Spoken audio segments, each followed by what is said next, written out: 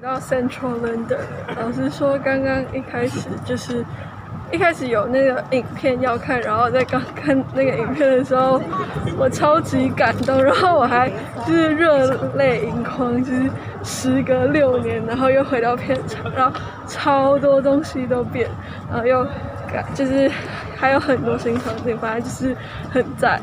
然后我们现在要走去那个参加 Jack the Ripper 的那个 tour， 就是我们要走过每一个那个就是场景嘛，就是每一个案发地点，然后他会跟我们讲解，像讲故事那样吧，然后他还会再给我们看一些，就是可能这时候的照片啊、影片啊。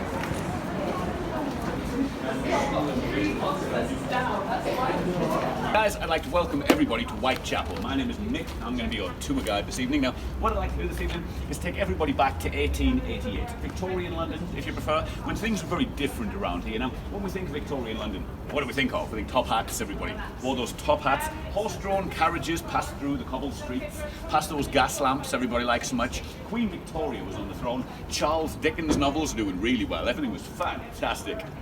In the West End. All of that was taking place in the West End of London. Here in the East End, generations of extreme poverty, extreme unemployment and extreme overcrowding had turned the whole area here into slum ghettos. This was very much the poorest part of town and not somewhere you wanted to live. It's worth remembering as well that this is a long time before the benefits system. You see, if you lost your job or you couldn't find one, which was almost certainly the case around here, you couldn't just sign on the dole, keep sticking food in your face and wait for something good to come along. There was none of that. It was up to you. One way or another, make a little gap, guys. These guys are they're going to repay the favour now. It was up to you, one way or another, to find the money both to feed yourself and to put your head down for the night in the lodging house. There were lodging houses all around this area. This street was full of them, and it was somewhere like that you would have been living. You didn't get a nice house, move in with a wife and kids. This was the poor part of town. Instead, you lived in a lodging house where you paid your rent on a nightly basis, and it wasn't very nice, but it did keep you off the street, you see, because the streets were dangerous and people were starving to death in the streets around here. I'll run you through what the accommodation was like in the lodging house. 4p would get you a single bed, 8 would get you a double, but you see it's not exactly the Ritz in Covent Garden there, is it? It's kind of more coffin space on the floor. No running water, no heating, no electricity, no flushing toilets in the lodging house either, of course. Did keep you off the street, so is this guy going to come by? Sorry guys, like a main road down here today. Yeah. Did keep you off the street, so that was certainly the main thing. But if you couldn't afford your 4p or your 8p for this fantastic accommodation, we weren't finished yet. There was another option, you see. 2p will get you some rope space. Now I'll explain what this is. A rope will be strung from one end of the room to the other, about 4 feet off the ground. For 2p, probably while drunk out of your mind, that would certainly help.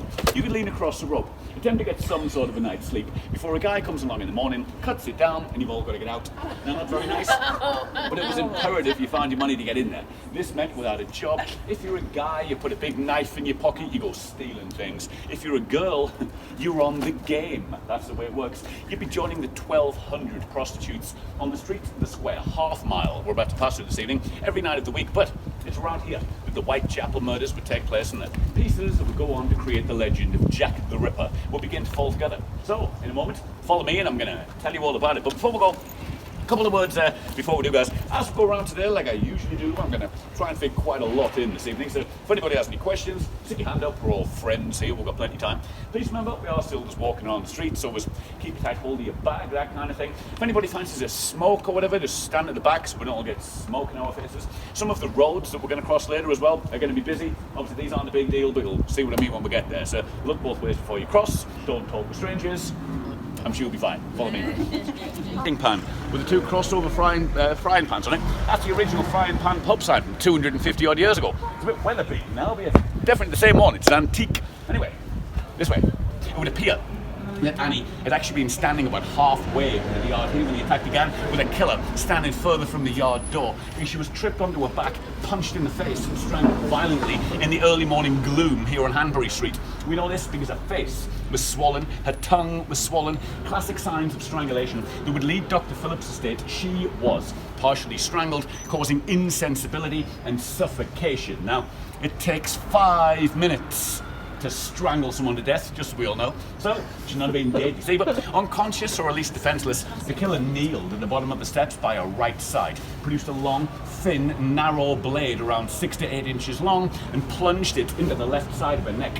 According to Dr. Phillips, her throat was then cut in 2 places with savage determination, severing her left carotid artery, orphaning her children, leaving knife marks on her spine and spraying blood 3 feet to the left onto the fence, severing the artery number 27. Was this done?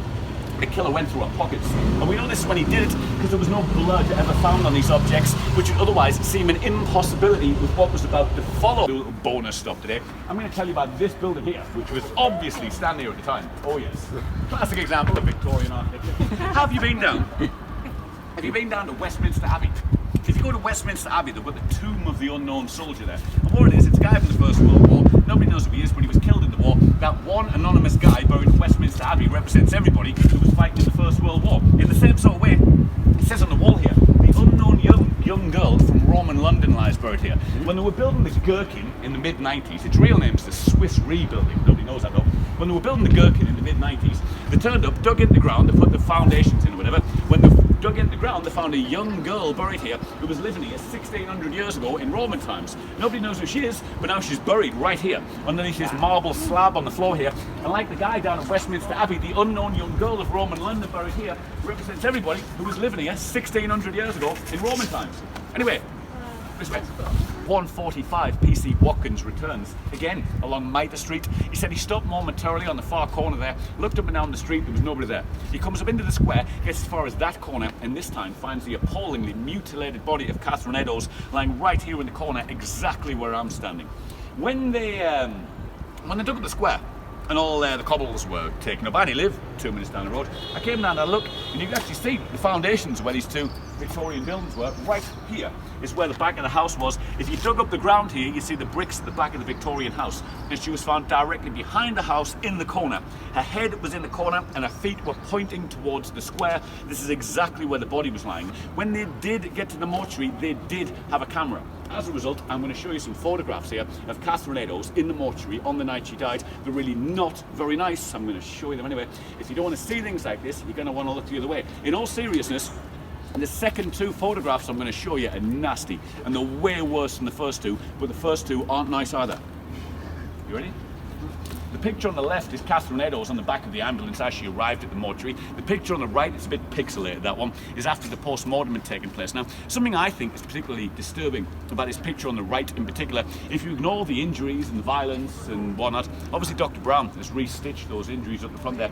Something I think is particularly disturbing about that picture is how emaciated and thin she looks. It's like these people weren't high-class escorts running around the East End making a fortune, living a high life. These people were forced into a dire situation to avoid starving to death in the streets. It's every bit as nasty as Ted Bundy or Peter Sutcliffe or Jeffrey Dahmer or Fred West or anybody else we've heard about since. These were people's wives, mothers, children. Catherine Eddowes had a husband and 3 kids. Look what somebody did to her in the corner here. She was also only 5 feet tall. She wasn't much of a match for most fully grown men. I always think it's worth mentioning that in no file in the entire Jack the Ripper case was Catherine Eddowes ever said to be a prostitute. But when they got into the mortuary, they realised their left kidney and her entire womb were missing. Whoever the killer was, he ripped them from inside her and taken them with him. He'd also taken nearly half of a white apron she was wearing. It had been torn from her at the crime scene here, covered in blood, and he'd taken that with him too, with his kids. You'll notice it's addressed as being from hell. You also notice there are blurry, smudgy marks on the page. You see those on the first few lines in particular? The reason for the marks on the page, they are blood, is because this letter turned up wrapped around half of a human kidney. It says, Mr. Lusk, sir, I send you half the kidney I took from one woman, preserved it for you. The other piece I fried and ate. It was very nice. I may send you the bloody knife that took it out if you only wait a while longer. Signed, catch me when you can, Mr. Lusk.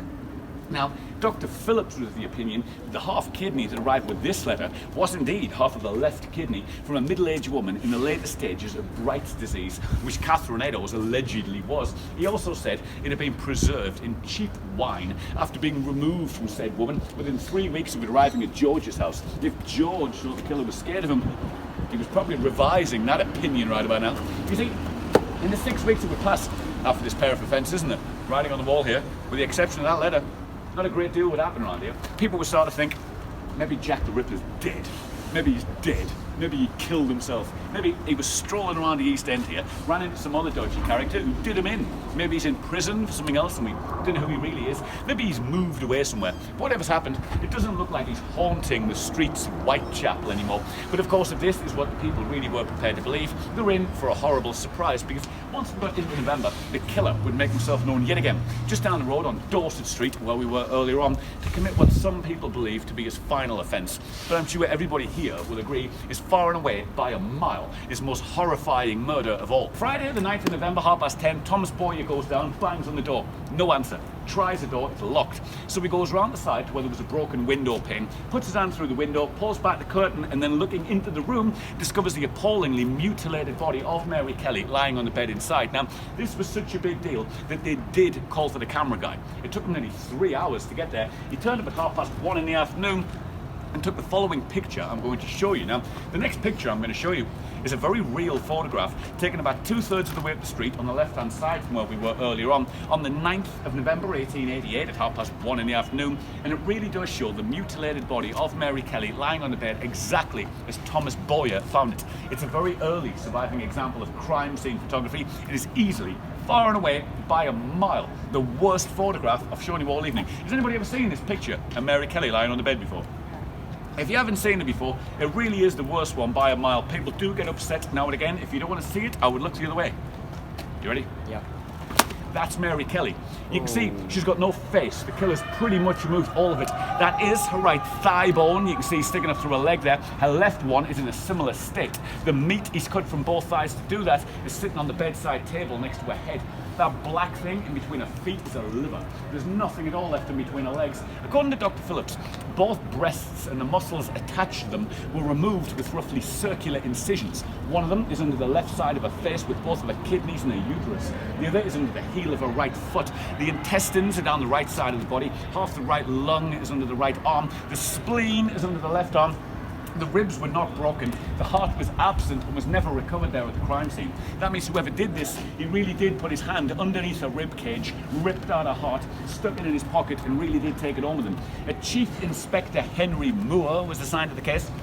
He wrote in his report that when he turned up in the room there, organs from inside her body had been draped over the back of the chairs and were hanging from nails in the wall. But nobody was arrested for that crime, nobody was convicted, and nobody was sent down to Wandsworth Gallows in South London. So that brings us to the big question. The big question, of course, being who the hell was Jack the Ripper? People think this guy could be suspicious. This is James Maybrick. Now, James Maybrick is the supposed author of the Jack the Ripper diary that turned up in 1991. Now, depending on where you hear the story, there was a guy up in Liverpool, he's digging through the loft and he finds his old book up there, or he was sitting in the pub and some guy just handed it to him. But one way or the other, it's a handwritten diary of James Maybrick, who said he lived on Middlesex Street, Petticoat Lane, where we're standing now, at the time the murders took place. So we thought, well, that's interesting. He's reading through the book. Then James Maybrick goes into great detail to point out that he's the killer. This is how he did it, when he did it, why he did it, all the details that only the killer could know. So at first everyone thought, well, fantastic, case solved then. The guy puts his own book out, starts selling loads of copies of that. The more copies he sells, the more they start doing these science tests on the diary to determine how legit it is.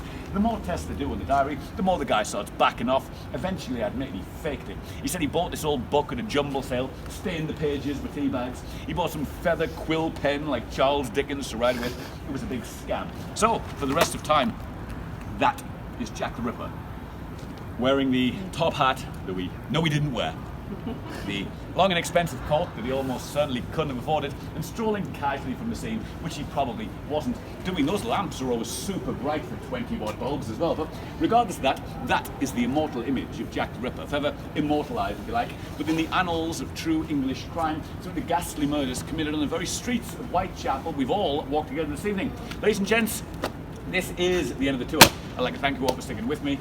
Hope you all have a good night. Thank you.